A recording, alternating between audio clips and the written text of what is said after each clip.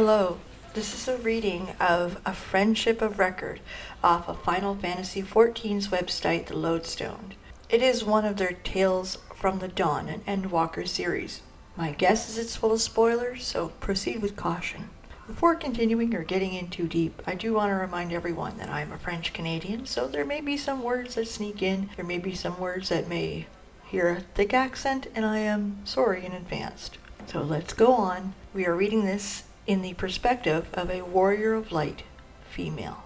In a quiet corner of Amuro, the bustling metropolis of the heart of civilization, sat a vault known as Amnesis Anider. Within its expansive walls, not only were creation concepts cataloged, but every known natural law and phenomenon was documented in exhausting detail. In short, it held the sum of mankind's accumulated wisdom.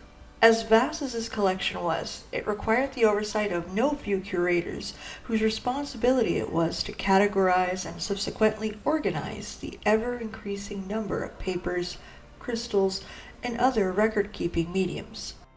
Such duties demanded an unrivaled breadth of depth of knowledge, and thus, for those who valued scholarly achievement, an appointment of a Nider archivist was considered an honor.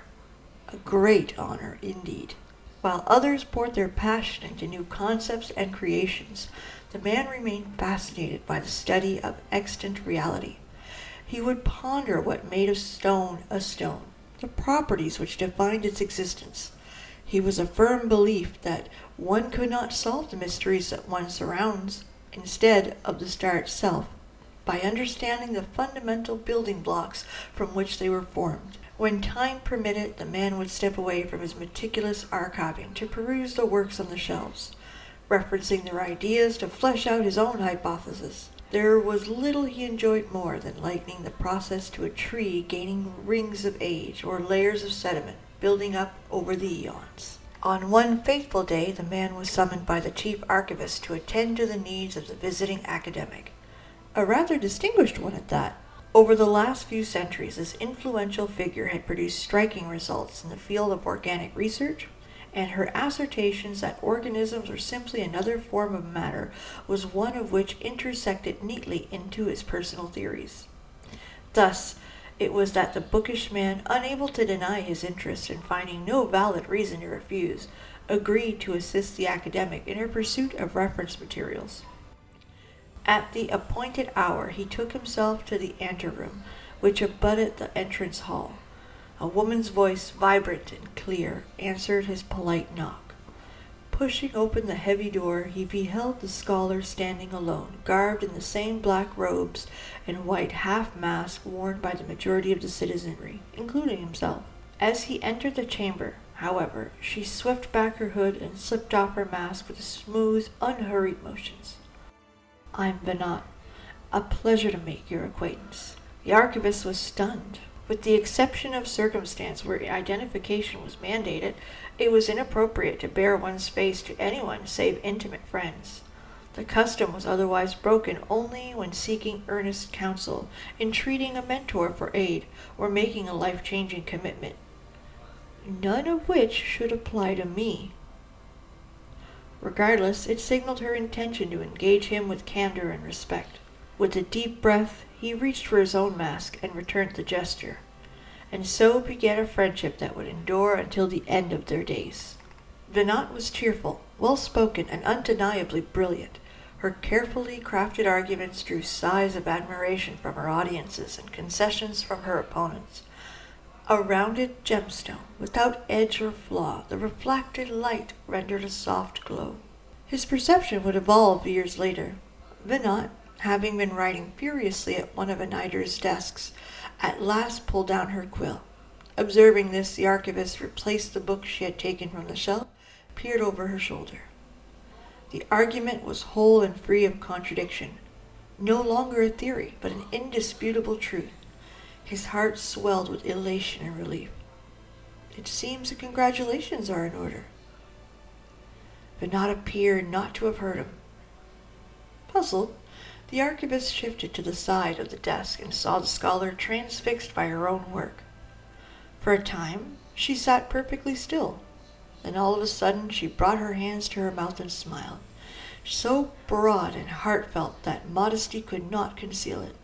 Unadulterated, unabashed joy, a jubilance that sparkled in her ocean-hued eyes. I recall not when you removed your mask, but I am grateful you did. A miracle, Venat muttered, as if in a trance. Our existence is nothing short of a miracle. What an odd thing to say. Have you not just proven that life was inevitable outcome of natural law? Yes, but it is that inevitability that amazes me so, the sublime mechanism itself.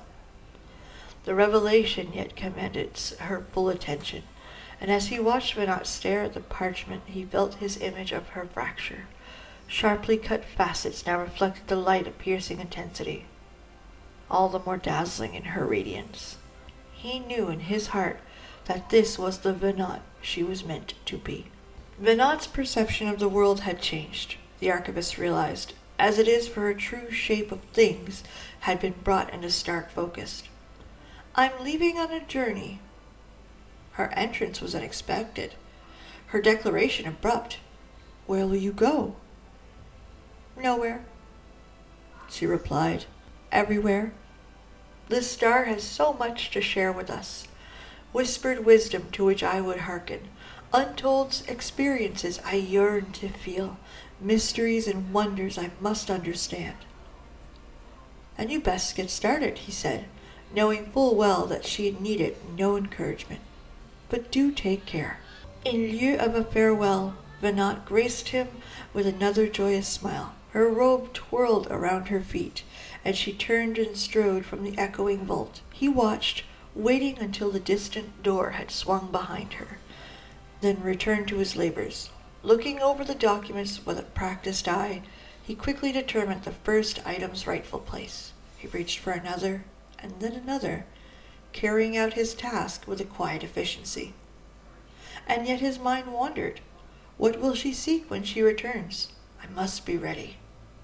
The time he had set aside for his own academic pursuits was gradually consumed by the study of subjects outside his field of expertise, a diversion he found strangely rewarding.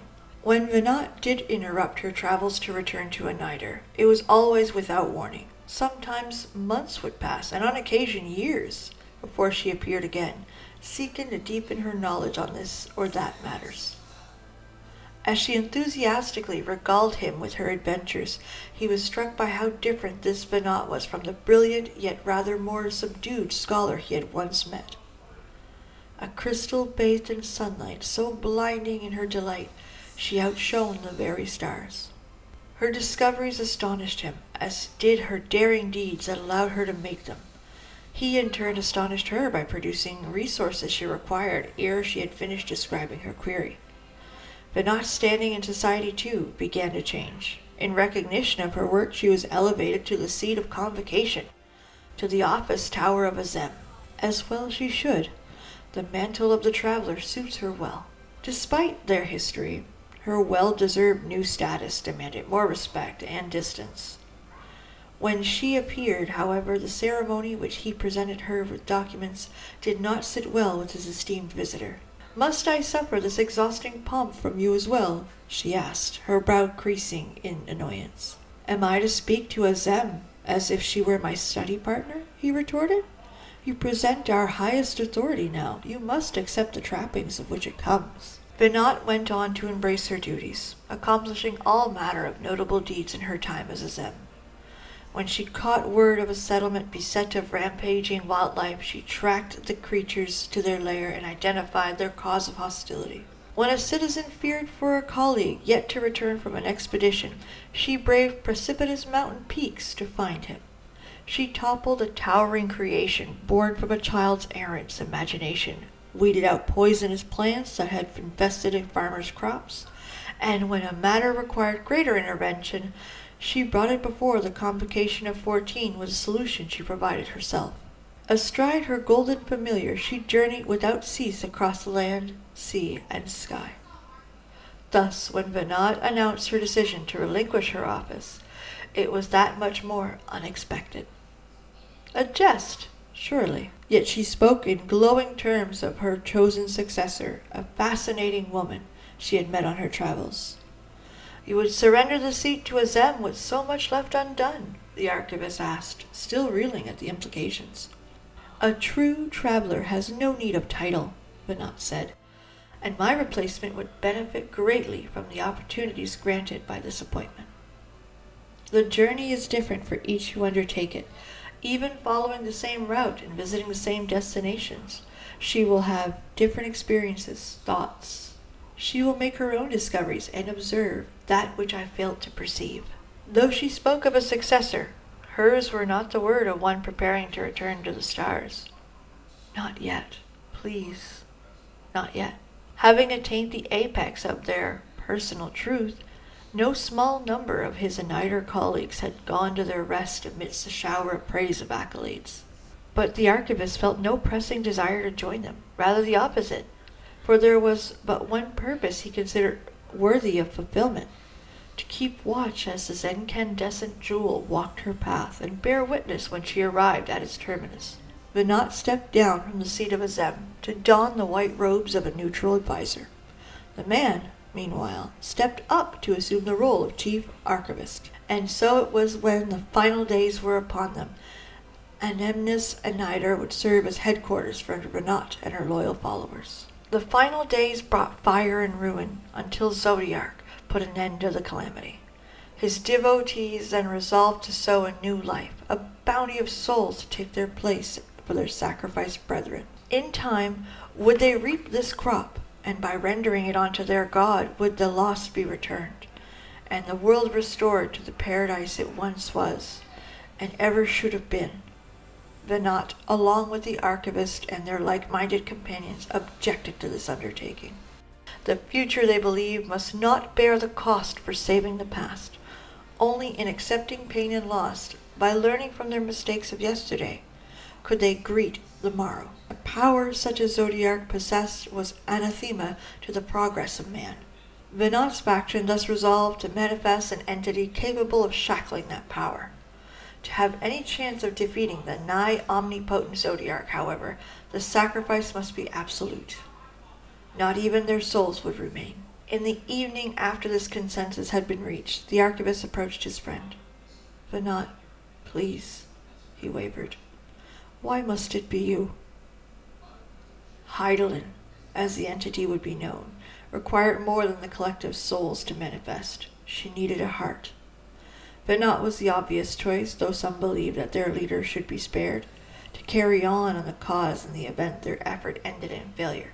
But as Venat explained her reasons, he knew that she would not be swayed. Rest assured, however, I shall not vanish from this world, she said. The form I take shall ever remain my choice. Then I will press you no more. Only know this, you will be sorely missed. She stood before him in silence, and he knew he would never forget how the light caught the tears in her eyes she dared not let fall. It is I who shall miss you. He thought only of her sacrifice, and not of the pain of his own passing might cause. What is a candle to the sun? And yet, unable to find the words, the archivist retreated into ritual. He held out a crystal, as he had countless times before, upon which was stored the last chapter of cosmological wisdom Venat had sought. Though she had spoken of its importance, he suspected she withheld the entire truth. Of her glimpse into the future, she had offered precious little. What we anticipate and what comes to pass needs not be the same. What we anticipate and what comes to pass need not be the same, she had once said. 'Tis best we work towards the greatest good, without foreknowledge which might cloud our judgment. The rounded gemstone before life and revelation shaped her into so much more. The change in you has been miraculous. He began choosing his words carefully. The change in myself almost equally so. A small sample size, perhaps, but if all of mankind can grow in a similar fashion, then I fear not for our future. Prove my theory, Venat. Prove it was worth the sacrifice. His challenge hung in the air between them for an age. Venat sighed, a small smile playing through her lips as she accepted the crystal. The archivist grinned. I regret only that I cannot see it through at your side. If you are to be her heart, then I would be her eyes. I would watch, unblinking, until the very end. If only. He would fade into oblivion, and that would be his end. But his challenge would endure. May it bring you joy and solace on the long road ahead. And at your journey's end, I pray you look upon your fellow man, and know they shall carry on in our stead. The part you don't see, and what I'll include in the video, which you'll see now, is the text finishes with a picture of the Watcher from the moon with Argos. It's a beautiful picture. It shows us his story, and this text was actually really good. I hope you guys enjoyed this. It's a little bit different for me, and I thought that, hey, it looked fun, and everybody will get a chance to either hear or read it at their own convenience or their own speed, because God knows I read that slow for me. Either way, have a legendary day. Thanks so much for being here, and I can't wait to see you guys again on the next one. Bye!